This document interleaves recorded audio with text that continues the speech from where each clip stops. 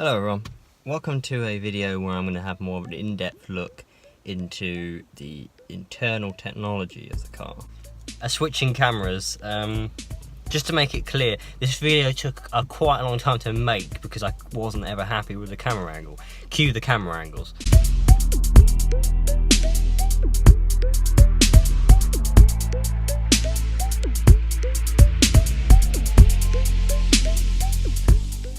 Okay everyone. Right, I'm going to start by doing a review of this lovely 5-inch display. Now, I'll be talking more about the 7-inch display in another video. Yeah, I'll come back to that at another point. But let's get started. So, obviously, the on button doesn't turn on because, well, it does turn on apparently, it's just a bit laggy. There we go. So you're firstly greeted with the Abarth logo, which I think is quite nice actually. This obviously hasn't got the Beats audio, as it would have been listed just below the Abarth logo. It gives you this traffic safety warning. It does go away after about 10 seconds. I don't want hands-free, but you can just cancel it like that. So yeah, this is basically the main area. So there you go, sound on here, but you've also got sound on the steering wheel. So let's turn that off for now. But this is the digital radio section.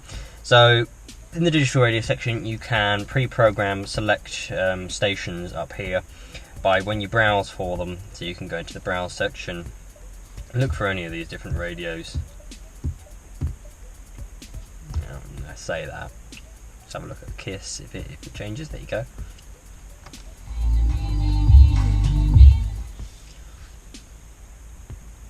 And then you can pre-program this to a select section, like that for example. We can switch between digital, FM, and then you got AM. So FM, you've got your different stations up here because obviously that's a different frequency. Then you can go deeper into the audio, so you can go on your equalizer, you can put up the bass, you can do the mids and the trebles.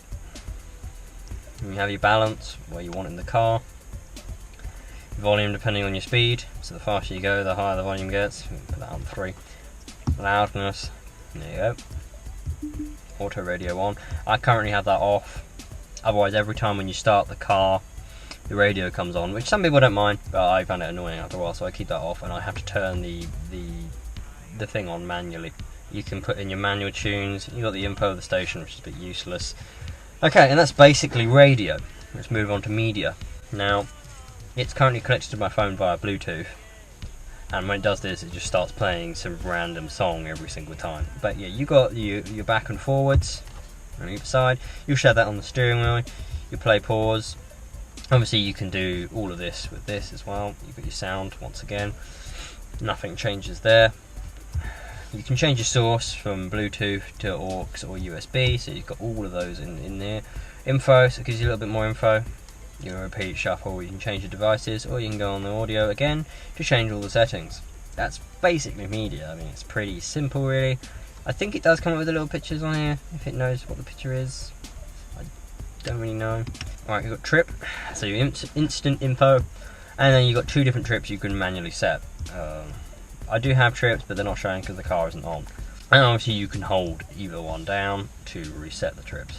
Your phone, not something I ever really use too much, not from this screen anyway. I mean, I would just tell Siri to call someone.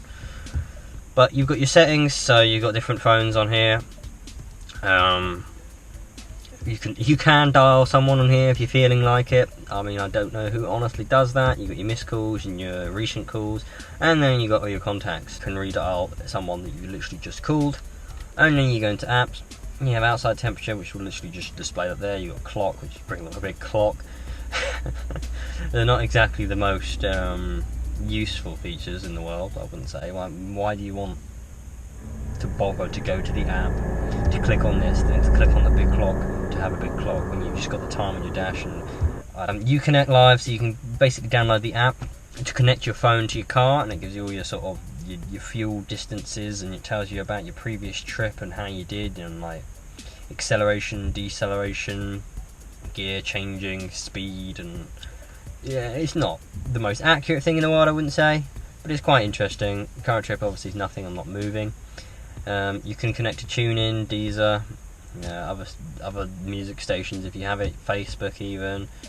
Yeah, I think you can even get the news on here somehow. I don't know how, but I've never really used it too much. Twitter, And that basically is it really. Then you can turn this on and off to make the screen dark if it's annoying you. You've got your mute button. I don't actually ever use that. Then you've got the settings for the actual display itself, voice commands, which I don't really use, clock and day, vehicle lock doors, a lot of that stuff's usually off, vehicle options, restore settings, clear personal data, restore the apps, blah blah blah, and then you've got your back button, which in this case doesn't do anything. I think in media you can use this button to browse. Yeah, you can change your song with that. But yeah, that is my quick sort of overview of how the 5-inch display works. Now, in terms of what I think of it, I didn't buy this car for the display, so I mean, it's not the most amazing thing ever. It works well at what it does. It's fairly simple. The UI is quite basic, as you saw when you press buttons. There's a little bit of delay. It's not as if it's like brilliant user interface like an iPhone or iOS or Android or anything like that. It's not got that edge of software, but cars I find never really do. They're very much behind in their software space. I would really like to see some cars with some really cool tech in them, like Apple CarPlay. But yeah, that's one thing I would like to mention in an upcoming video. I'm going to be talking about maybe like regrets, the things I maybe would have liked to have had on the car that I maybe opted not to have at the time. It's just something maybe I would have liked to have had that I don't have. And the 7-inch display, not because of the display, but because it has Apple CarPlay. At least it's an option to have. I don't think you can get Apple CarPlay on this display. But yeah, that would have been very nice, because it really enhances the experience in car. But other than that, I would give it probably about 6 to 7 out of 10 in terms of how it performs.